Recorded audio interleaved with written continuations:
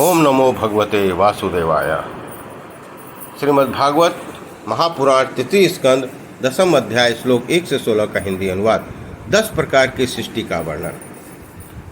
विदुर जी ने कहा, मुनिवर, भगवान नारायण के अंतर्ध्यान हो जाने के पर संपूर्ण लोकों के पितामह ब्रह्मा जी ने अपने देह और मन को कितने प्रकार की सृष्टि उत्पन्न की। भगवान, इसके सिवा मैंने आपसे जो जो बातें पूछी हैं उन सब का क्रमशः वर्णन कीजिए। मेरे सब संशयों को दूर कीजिए, क्योंकि आप सभी बहुयज्ञों में श्रेष्ठ हैं। सूत जी कहते हैं, सौनक जी, विदुर जी ने इस प्रकार पूछने पर मुनिवर मैत्री जी ने बड़े प्रसन्न हुए और अपने हृदय में स्थित उन प्रश्नों को इस प्रकार उत्तर देने लगे।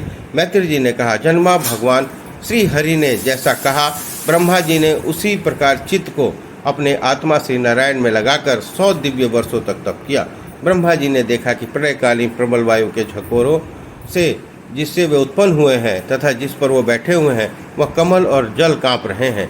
प्रबल तपस्या और हृदय में स्थित आत्मज्ञान से उनका विज्ञान बढ़ रहा है और उन्होंने जल के साथ वायु भी पी लिया है। फिर जिस पर स्वयं बैठे हुए हैं उस आकाशव्यापी कमल को देखकर उन्हें विचार किया कि पूर्व कल्प में लीन हुए लोगों को मैं इसी से रचूंगा। तब भगवान के द्वारा सृष्टि कार्य के नियुक्त ब्रह्मा जी ने उस कमल कोश में प्रवेश किया और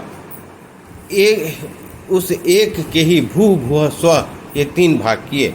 यद्यपि यह कमल इतना बड़ा था कि उसके 14 भुवन तथा उसके भी अधिक लोकों का रूप का विभाग किए जा सकते थे।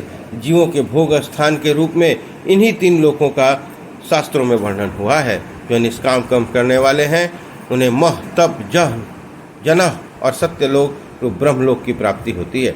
विदुर जी ने कहा, ब्रह्मन, आपने अद्भुत कर्मा विश्वरूप श्री हरि के जिस काल नामक शक्ति की बात कही थी, प्रभु उसका कृपया विस्तार पूर्वक वर्णन कीजिए। श्री मैत्री जी ने कहा, विषयों के रूपांतर बदलना ही काल का आधार है। स्वयं तो यह निर्विशेष, अनादि और अनंत है। उसी को निमित्त बनाकर भगवान खेल खेल में अपने आप को सृष्टि के रूप में प्रकट करते हैं। पहले यह सारा विश्व भगवान की माया में लीन होकर ब्रह्म रूप से स्थित था। उसी को अव्यक्त मूर्ति काल के भगवान ने पुनः पृथक रूप से प्रकट किया। यह जगत जैसा अब है वैसा पहले था और भविष्य में वैसा ही रहेगा। इसकी सृष्टि 9 प्रकार की होती है और प्राकृत विकृत भेद से एक 10वीं सृष्टि और भी है और इसका प्रलय काल द्रव्य गुणों के द्वारा 3 प्रकार से होता है। अब पहले मैं 10 प्रकार की सृष्टि का वर्णन करता हूँ। पहली सृष्टि महतत्व की है। भगवान की प्रेरणा से सत्वादि गुणों में विषमता होना ही उसका स्वरूप है। दूसरी सृष्टि अहंकार की है। इससे पृथ्वी अहंकार की है, जिससे पृथ्वी आदि पंचभूत एवं ज्ञानेन्द्रियाँ और कामेंद्रियाँ उत्पन्न होती हैं। तीसरी सृष्टि भूत सर्ग की है, जिसमें पंचभूतों से उत्पन्न होने वाला तन मात्रा वर्ग रहता है। चौथी सृष्टि इंद्रियों की है। यह ज्ञान और क्रिया शक्ति से संपन्न होती है। 5वीं सृष्टि सात्विक अहंकार के से उत्पन्न हुए इंद्रियाष्टिधाता देवताओं की है। मन भी इसी सृष्टि के अंतर्गत आता है। 17 से 29 का हिंदी अनुवाद। छठी सृष्टि अविद्या की है, जिसमें तमिस्त्र, अंधता मिस्त्र, तम, मोह, महामोह ये 5 गांठें हैं। यह जीवों की बुद्धि का आवरण और विक्षेप करने वाली है। ये 6 प्राकृतिक सृष्टियां हैं। अब वैकृत सृष्टियों का भी विवरण सुनो। जो मनुष्य अपना चिंतन करने वालों के समस्त दुखों को हर लेता है, वह सारी लीला उन्हीं श्री हरि की है। वे ही ब्रह्मा के रूप में रजो गुण को स्वीकार करके जगत की रचना करते हैं। 6 प्रकार की प्राकृतिक सृष्टियों के बाद 7वीं प्रधान विकृत सृष्टि इन 6 प्रकार के स्थानवर वृक्षों की होती है। वनस्पति, औषधि, लता, तवक्सार, विरुद्ध और द्रुम। इनका संचार नीचे जड़ से ऊपर की ओर होता है। इनमें प्रायः ज्ञान शक्ति प्रकट नहीं हो रहती। ये भीतर ही भीतर केवल स्पर्श का अनुभव करते हैं तथा इनमें से प्रत्येक में कोई विशेष गुण रहता है। 8वीं सृष्टि त्रियग्र योनियों पशु पक्षियों की है। यह 28 प्रकार की मानी जाती है। इसमें काल का ज्ञान नहीं होता।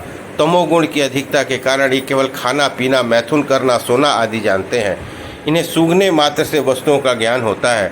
इसके हृदय में विचार शक्ति और दूरदर्शिता नहीं होती। साधु संतों इन तीर्कों को गौ, बकरा, भैंसा, कृष्ण, मृग, सुअर, नीलगाय, ररु नाम, मृग, भेड़, ऊंट, ये द्विशाफ 2 खुरों वाले पशु कहलाते हैं।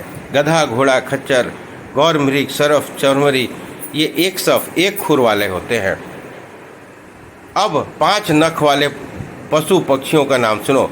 कुत्ता, गीदड़, भेड़िया, बाघ, बिलाव, खरगोश, शाही, सिंह, बंदर, हाथी, केचुआ, गोह, मगर आदि पशु हैं। कंक, बगुला, गिद्ध, बटेर, बाज, भांस, भल्लुक, मोर, हंस, सारस, चकवा, कौवा और उल्लू आदि उड़ने वाले जीव पक्षी कहलाते हैं। विदुर जी, 9वीं सृष्टि मनुष्य की है। यह एक ही प्रकार की है। इसके आहार का प्रवाह मुंह से नीचे की ओर जाता है। मनुष्य रजोगुण प्रधान, कर्मपरायण, दुख रूप विषयों में ही सुख मानने वाले होते हैं।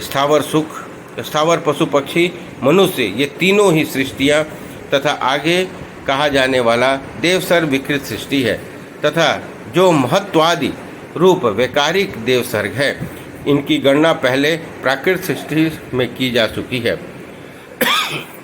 इसके अतिरिक्त सनत कुमार आदि ऋषियों का जो कुमार सर्ग है वह प्राकृतिक वैकृत दोनों प्रकार हैं। देवता, पितर, असुर, गंधर्व, अप्सरा, यक्ष, राक्षस, सिद्ध, चरण, विद्याधर, भूत, प्रेत, पिशाच और किन्नर, किम पुरुष, अश्वमुख आदि भेद के देव सृष्टि 8 प्रकार की है। विदुर जी, इस प्रकार जगतकर्ता श्री ब्रह्मा जी की रची हुई यह 10 प्रकार की सृष्टि मैंने तुम्हें कही। अब आगे मैं वंश और मनवंतर आदि का वर्णन करूंगा। इस प्रकार सृष्टि करने वाले सत्य संकल्प भगवान श्री हरि ही ब्रह्मा के रूप से प्रत्येक कल्प के आदि में रजोगुण से व्याप्त होकर स्वयं ही जगत रूप में अपनी ही रचना करते हैं। इस प्रकार 3 खंड 10वां अध्याय संपन्न हुआ। बोलिए कृष्ण भगवान की जय।